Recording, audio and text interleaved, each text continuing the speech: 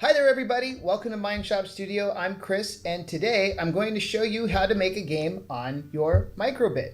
Take a look.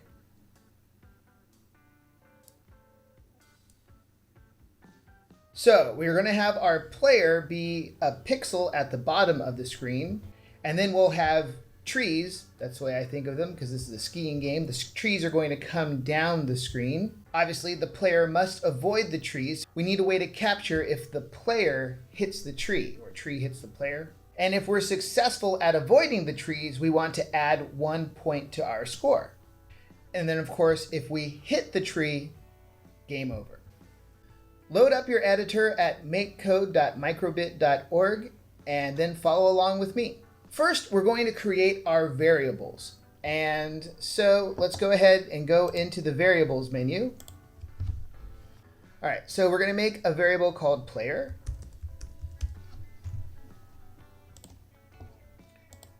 We're going to make a variable called speed. Speed is going to allow us to change how fast the trees move in the game. Now let's create variables for our trees. Tree 1, tree 2, tree 3, tree 4. And then one more variable we want to make is called weight. Now, the first thing we want to do is make our player. So let's go over here to the onStart block, and we're going to create, if you go down to the games, you've got this create sprite. And then in variables, we'll get a set block. And this says set weight, but we're going to change it to set player, and set player to create sprite at not 2, 2, but at 2, 4. And that way it puts our player down here on the bottom row right in the middle. I think that's a good place to start. Now let's make our controls. Get an on A button pressed block. And then what we want to do is when I press the A button, I want the player to move left. And when we move left, the X will go down 1 step. So we can go into game and we can grab a block here and change sprite to player and change X by -1. There it goes. Now let's duplicate that. We'll change it to a B button, and then B button will change X by 1. So let's test. A button moves left, B button moves right. Can't move past the end of the screen, of course, so that is working. Let's talk about trees. The trees should start at the top of the screen and move down to the bottom. So we're going to use the forever loop, and we'll put our trees in there because we want our trees to go down, and as soon as they're at the bottom, we want them to start again and come back down. So let's create our trees. We'll just copy this from the start block. But instead of player, we'll go to tree 1. And let's make this random. So go to math, pick random. So we'll make our X random between 0 and 4. And then our Y should be 0.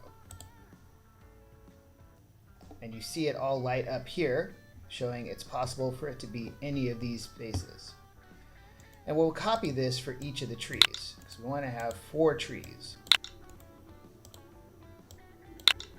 And then I'll set it to tree 2, tree 3, and tree 4. Okay, now let's try to move our trees. We're going to use a while loop, and then I'll go to logic and get a comparison. And what we're going to check for is tree 1's Y. So we can go to game and we can find, this one says sprite X, but I'll just change it to tree1 Y. I'll put it there. And so while tree1 Y is less than 4, we'll do our loop. And our loop, so while the tree1 Y is less than 4, we want to move it +1 in the Y direction. So we need to go into game and we get this block here. It says sprite change X. We're going to change that to tree1 and change Y. And let's see, one of these should move. Oh, look at that. It's working. It's just going so fast you can't see it. So let's go ahead and duplicate that for all of them.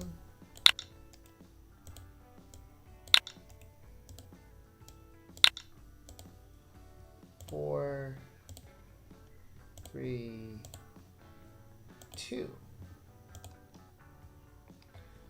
All right, and again, it's going way too fast, which is why we have a speed. All right, so we want to set our speed so it doesn't go crazy like that. And we're going to do that with a pause block. So we'll find a pause, put it there, and we will pause speed. So we have to set speed. Right now, there's no speed. So speed is 0, so nothing is moving. Let's get a variable set. And we will set speed to, let's set it to 400. It's going to be kind of slow. Let's see. And so we have a pause. Oh, you know, I should probably put that pause inside. Boop, boop, boop, boop. See, now it's moving. Great. And you can see they're coming down, and even though they're hitting our player is still there. We'll take care of that. Okay, so when our trees get to the end, we want to add 1 to the score. And we want to make sure that if the trees hit the player dies. Oh, and we also have to get rid of all these trees that are down at the bottom. Actually copy this whole block here. And I'll say that if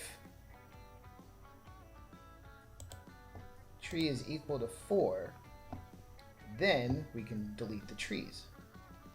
So we'll go back into game and we'll say delete, delete. So we'll delete tree 1. And then we'll watch. And yes, something looks like it deleted. So I'll copy this. For all the tree 4, tree 3, tree 2. So let's test. Here they come. Bam, they disappear. And so the trees are being deleted. We can add 1 to the score. Now, there's 2 ways that you can add score, and one is to use this one, change score by 1. Let's put this block in and see what happens. You see that flash on the screen? That happens, and I don't like that. I mean, if you're playing a game, I think that's kind of distracting. So let's get rid of this. We're going to change it the other way. And what we're going to do is use this set score block. And we're going to do a little math. And we will set our score to whatever the current score is plus 1, right? This score block represents the current score. So we're saying change the score to whatever the score is right now plus 1. And then you'll see on the screen, I don't get any of those flashings. I think that's a little bit better. Okay, now let's end the game if we have a crash. So we'll add another block here. There's a block in the game block that says is touching. So if player is touching tree 1, then dun dun dun, game over. we have no idea which tree is tree 1. This could be a while. So let's copy this for tree 2, tree 3, and tree 4. And of course we have to change them. Tree 4, tree 3, and tree 2. All right, let's see if we get hit. First pass. Second pass. Wow, we haven't moved and we're still scoring points. Bam! Oh, okay. I saw that we didn't hit. Why didn't we hit? Well, I'm sure it's because this block is before the game over blocks. So let's take this one out.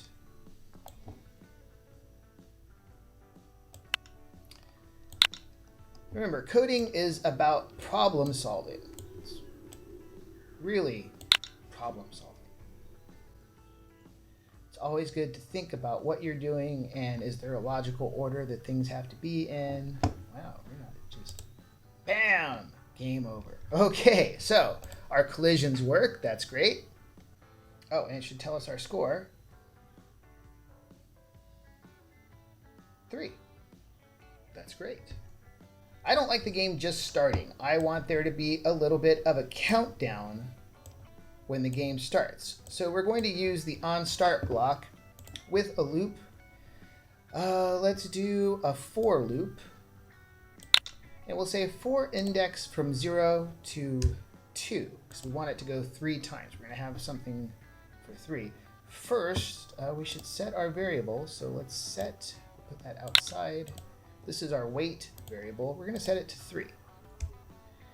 And then inside, we're going to show number is going to be wait. So let's get wait, put it there, 3. So it just shows 3, and then it shows 3 again, and it shows 3 again.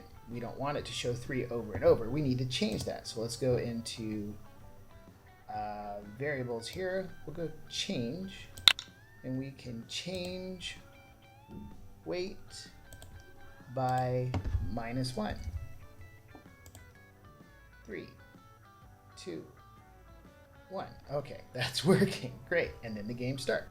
All right, I think the game is a little slow, so we want to speed it up. Now you saw before I had no pause, no change in speed, and it was way too fast. But we can control the speed. And what we're going to do is we're going to get another forever block.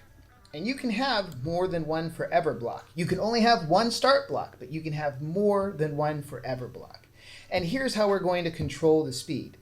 We're going to use logic blocks, if, then, else. Great way to control things. And so we'll go by score. All right, so we'll say if score is equal to 10. And I'm using equal to because if I say if the score is greater than 10, then every time when you get 11, you'll get this change in speed. But then you get 12, you'll also get the change in speed. And so we only want to change the speed one time at each step. So we're going to use equal to. So when the score is equal to 10, we will change our speed, set speed to, we start at 400, we'll go 300. And now we'll add another. And we'll say that when the score, oops, goodness, that wasn't good. When the score is 20, we can set the speed to 200. Click the plus again. If the score reaches 30, we can set the speed to 100.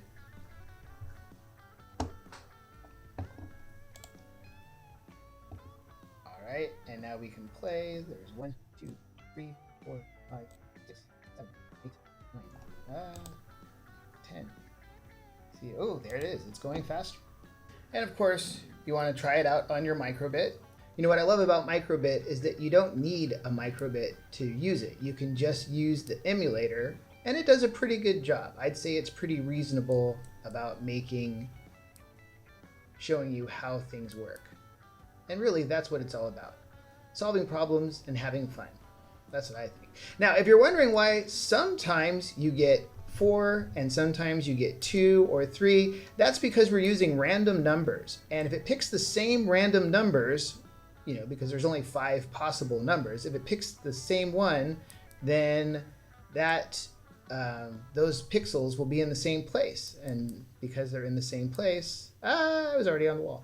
Because they're in the same place, you're not gonna see both. Hey, you know, I have an idea. Let's make it so you can shoot those trees. Let's go into variables. We'll create a new variable and we're going to call it missile. All right. Well, I have to make it when the A and B buttons are pressed. So A, B button press. Then we will create missile. So let's go set missile to, and then we go to game, create sprite at, and where do we create that? Where the player is. So we have to find out where the player is. We'll use this block and we'll change this to player X and then player Y. So when we press both buttons, we'll create a new sprite called missile at the player X and Y. And then we have to move missile, right? So we have to do the same kind of thing we did with the tree.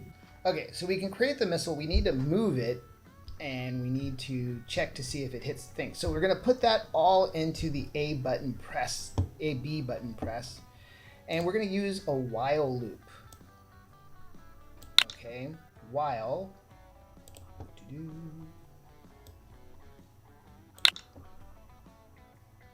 we're going to check our missile Y, duplicate, change this to missile, change this to Y. And we're going to say that while missile Y is greater than 0, because now we're going up, then we want to move it. And so we can, oh, not this one, go to game. And we can change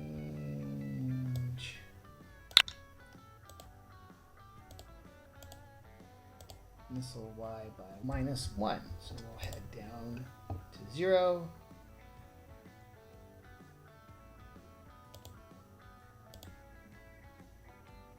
I believe it's working. Again, it's going too fast. We need to put a pause in there. Let's find a pause. Go pause, put a pause right here.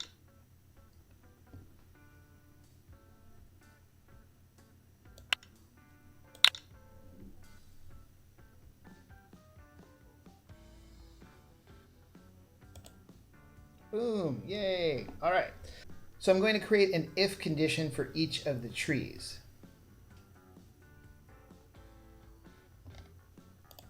Same way we did it before with the is touching. So if missile is touching tree 1, and if it's touching the tree, we want to delete them. So we will delete tree 1, and we also want to delete the missile. And we should give ourselves a score too.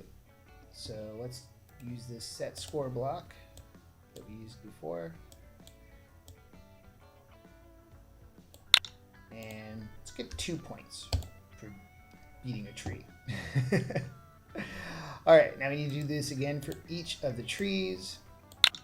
If missile is touching tree 2, delete tree 2, and missile change score. If missile is touching tree 3, delete tree 3, delete missile, -4. And one more. If missile is touching tree 4, tree 4.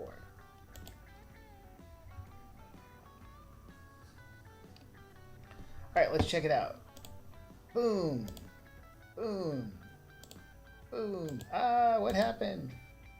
Okay, now you can see if the missile gets to the end, it doesn't get deleted. So we still need to delete that. So now that we've checked to see if our missile hits our trees at the end of the loop after we've made it to row 0, we'll go ahead and delete the missile. So let's go and just copy this block and say delete missile.